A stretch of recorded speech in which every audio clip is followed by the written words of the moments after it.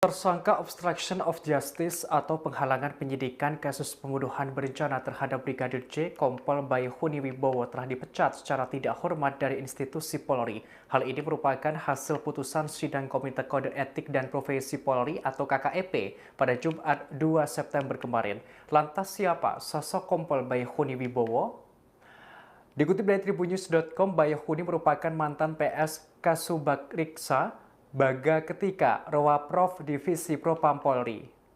Karena kasus ini, ia dimutasi ke Yanma Polri. Kepala Divisi Humas Polri Irjen Pol Dedi Prasetyo menerangkan Baihuni telah menjalani sidang etik selama 12 jam, tepatnya sejak pukul 9.30 hingga 21 waktu Indonesia Barat pada Jumat 2 September kemarin.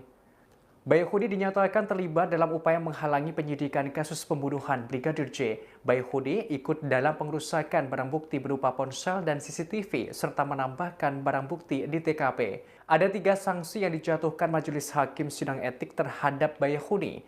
Pertama, sanksi etika yang menyatakan perilaku yang dilakukan Baihuni sebagai perbuatan tercela. Kedua, sanksi administratif berupa penahanan di tempat khusus atau patsus di Biro Provos Polri selama 23 hari. Ketiga, Baihuni dijatuhi sanksi pemberhentian dengan tidak hormat atau PTDH dari anggota Polri.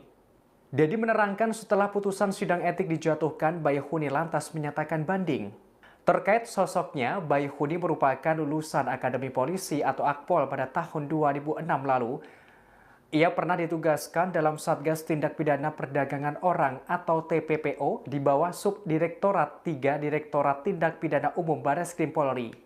Dalam meniti karirnya di Polri, sejumlah jabatan pernah ia emban. Baihuni pernah menjabat sebagai Kepala Satuan Reskrim Polres Ambon, Maluku. Ia juga pernah menjabat sebagai Kasat Narkoba Polres Bukit Tinggi. Selain itu, Baihuni juga pernah dipercaya sebagai Kaur Binpam, Subbit Paminal Bit Propam Polda Maluku. Bahkan, ia pernah mendapatkan penugasan sebagai police officer pada tugas misi pemeliharaan PBB di Cikeas, Bogor, Jawa Barat pada tahun 2017 lalu. Telah diputuskan oleh sidang komisi yang bersangkutan mengajukan banding juga. Itu haknya yang bersangkutan. Tapi dari fakta-fakta persidangan, dari pemeriksaan para saksi dan barang bukti yang tadi diuji oleh Komisi Sidang Kode Etik, maka Komisi Sidang Kode Etik bulat mengambil keputusan yang tadi saya sebutkan tadi.